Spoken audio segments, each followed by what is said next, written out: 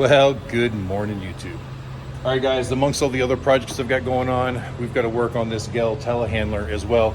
It's one of Joe's pieces of equipment, and I've got a couple issues with it. I believe this has been in videos in the past. I just don't remember exactly which videos I made on it. But we had a situation probably last summer, last fall, maybe even into the spring, where the machine started not wanting to start all the time. So what would happen, Joe would come in after being gone for a week. He'd go to fire the thing up and it would fire up instantly, but it would run for about 5 or 8 seconds and then shut off. And then sometimes it wouldn't restart for a few minutes unless he left a key on. And then eventually it would fire back up again and then stall out. Once we got past that and the machine was up and running, it ran phenomenal. So we don't think there's a major mechanical issue like fuel injectors or injection pump. All that seems to be good. Apparently somebody had an issue in the past with it because they've added an inline fuel pump to the pickup line. So just so you understand, there is a fuel pump right here on the side of the engine.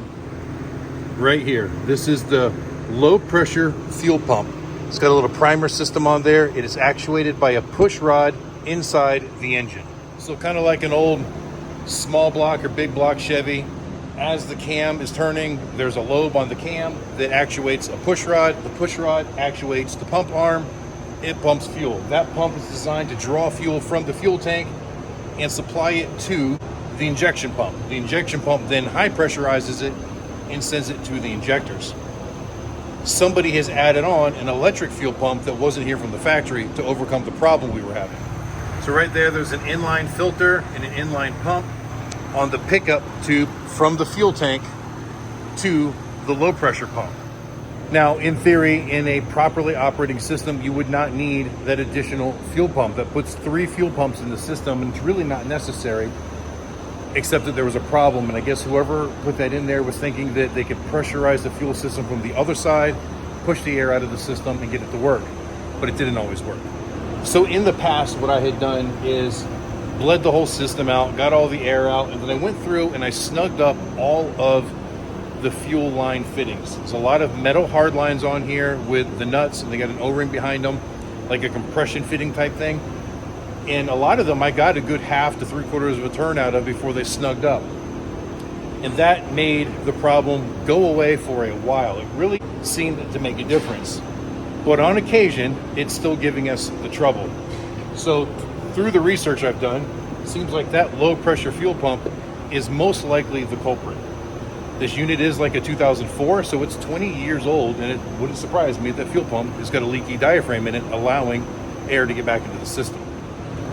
And when a diesel fuel system loses its prime, it's very difficult to get them to start or run properly until all of that air is out of the system. Now, early on, I had also noticed that there was a little bit of diesel fuel down on this side of the engine, so I assumed that that piece might have been leaking. Now, it seems like after I snugged up all of the connections, that seemed to have gone away. But that may have led to the next problem we're having, is the starter. So while we were gone on the Sturgis trip, Joe started having issues with the starter not wanting to work. We took the starter off last week and had a local shop rebuild the starter for us, or actually just rebuild the solenoid assembly. Crazy expensive starter. To buy the starter through Napa was like $780. Fast Eddie's over in Andrews, North Carolina, he charges like $235 to kind of go through it and rebuild the new brushes, new solenoids, so on and so forth. And he thinks that it should last us a good long time. But what he did say is the starter was full of diesel fuel. So, terrible placement. This starter is right below that fuel pump and right below the fuel filter. So whenever you're changing fuel filters, you've got the likelihood to get that starter coated with diesel. Plus, if that fuel pump assembly starts to leak, it's going to drip fuel right onto the starter. So both problems are kind of related. The new starter has been rebuilt. I say new, it's not new, it's just the old starter that's been rebuilt. And we've got the new fuel pump. So before I put the starter on, I'm going to install the fuel pump first. That way, any fuel leakage I get doesn't go right back down to that starter that was just rebuilt. Now, he did say there were some compromised seals in there. It shouldn't be affected by the diesel, but because it had some bad seals, somehow it was just full of diesel fuel. So on the fuel pump, it looks like we just have our inlet line coming in right here from the fuel tank. And then we've got an outlet line right here going around the other side of the engine to the injection pump. And then there should just be the 2 bolts that hold it on, and it's sealed with an O-ring.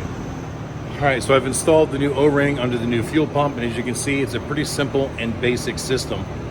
Now, I noticed that that fuel pump also has a little primer lever on here, and when you actuate that primer lever, it just doesn't feel firm like it should. I'm gonna wait till I get this thing full of fuel before I activate this primer lever, only because the fuel actually helps lubricate that stuff, and I don't want to actuate it without it. We will use that electric fuel pump to prime the system before making the final connection over to the other one. This will be full of fuel. We probably would never need that primer lever with that electric fuel pump on there, but I still want to make sure it all works right. Now, I know that this seems like a relatively simple job. What's making it hard is access. It said only 2 bolts, 2 lines. This should be simple. The starter motor only had 3 bolts holding it to the block, and then the battery leads and the activation starter wire. Just not easy to get to. See, I've got this very narrow space between the hydraulic ram and the cab, and that is actually made bigger because I unbolted the cab. 2 big bolts down at the bottom, like body mounts down here, plus the mast here where it bolted in, and another one up front. And I've used the forklift to support the weight so I could slide this out to give me a little bit of working room, because when this is slid all the way over this is what I had to work with.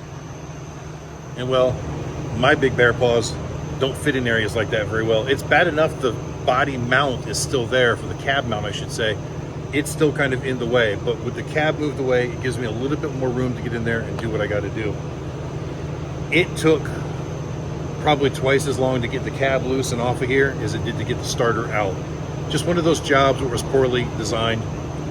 If I were to build a machine like this, it'd been really cool to just put a hinge mount on the front of that, route the hydraulics in a loop to come up to the control center so that you could just kind of pull a pin back here and hinge this whole thing out. But no, that's not the way they designed it. They put 4 bolts in it and not enough slack in the hoses to really get it out of the way without disconnecting all the hydraulics that we want to get into. But just off the cuff, I've got a better design for this already. So here you kind of see where I've got it slid off of the body mount, but hydraulic hoses and cables and everything are still going up there and attached to the bottom of the cab, and that made it where I can only slide the cab out so far. Now, if I could just get rid of this post, it would actually be relatively easy to get in here, but that is all welded part of the chassis, and it doesn't come off. Now that old 7.3 that we did the injectors in last year, running like a top.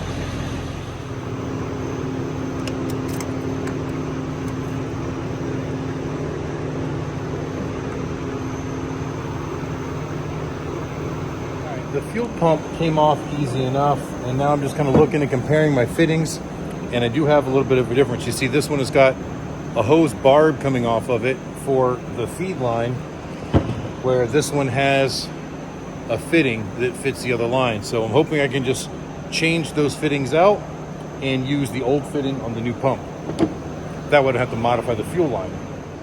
All right, the 2 fittings came out easy enough. Now I'm going to take the new O-ring, put it on the old fitting, and then reinstall it, and that should solve our problem. All right, problem solved. Now I'm gonna go clean my gasket surface, and we'll reinstall it.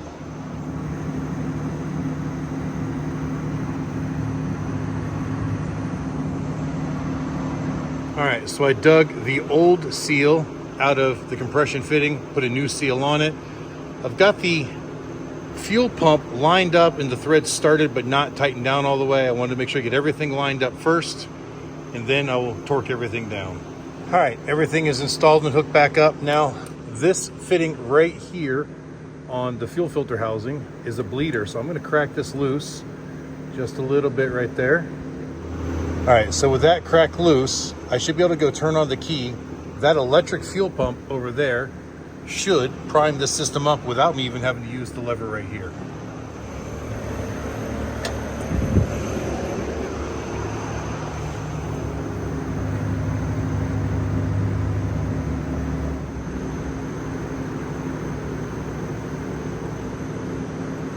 I don't see no fuel. Thought I should have had some by now. Go verify that that pump is running. We know what? It would help if I hooked the battery cables back up first.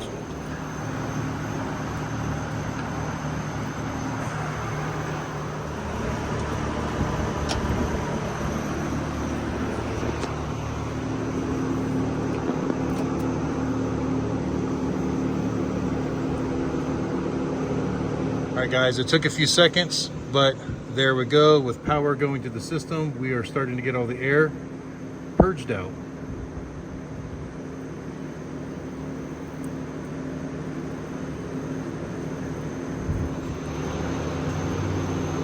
All right, and while it's running, lock that down. I'll snug that back up with a pair of pliers in a moment. All right, well, that's a very good sign, but I can't actually test fire it just yet because I still haven't put the starter motor back in. So I'm gonna clean up this diesel fuel first, put the starter motor back in, but I wanted to prime it before I put the starter in. That way any fuel leaking out of there didn't just drip right back onto that starter again.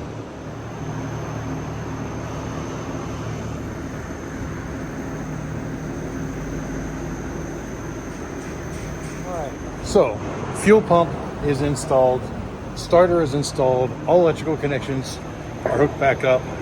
I've hooked back up the battery cable. The fuel pump is running. Let's see if she fires up. Oh, almost instantly.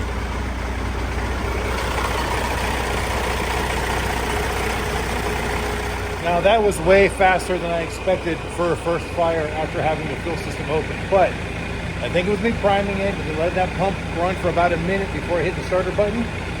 So far, so good. There was a slight miss to it right at first, but it only lasted about 5 or 6 seconds, which is expected. It's pushing whatever little bit of air is in the system out, but now it sounds like it's running pretty good. All right, so now we're just gonna let it run. We're gonna look for leak checks, make sure that nothing is dripping in the fuel, especially where we made our connection.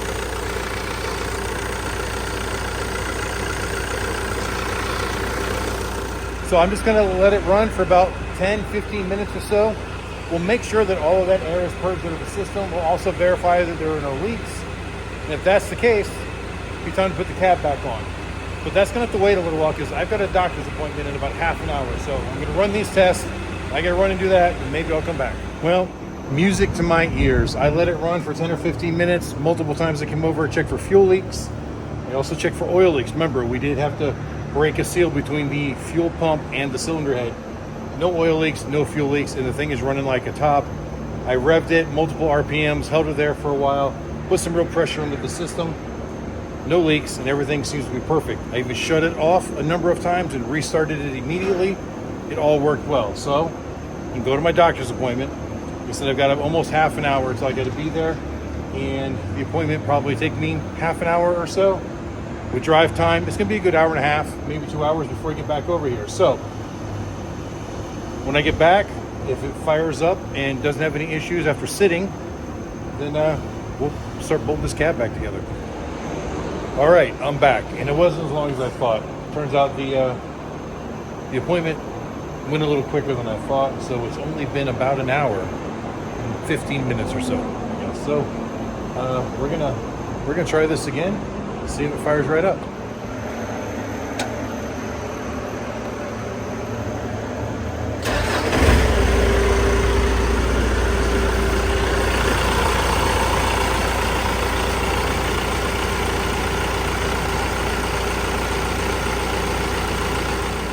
Well, that actually sounds pretty good, so I don't see any reason why we should just go ahead and bolt this cab back on and then put all the engine covers and everything back on and send it. Let's hope that it doesn't ever give us another problem. It's old equipment, it'll give us some kind of a problem. But getting this cab lined back up may not be that easy. Basically 2 big body mounts at the bottom and then 2 going in sideways. And I don't know, with the help of the forklift, hopefully I can get them lined up somewhat easily, at least get the bolts dropped in.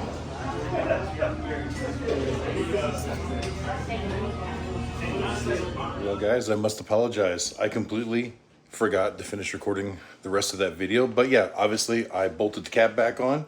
I bolted all the engine covers back on, and then I left. The reason it was such a hurry is that yesterday was Katie and I's 27th wedding anniversary, and we had dinner plans, and I was running a little bit late for those plans.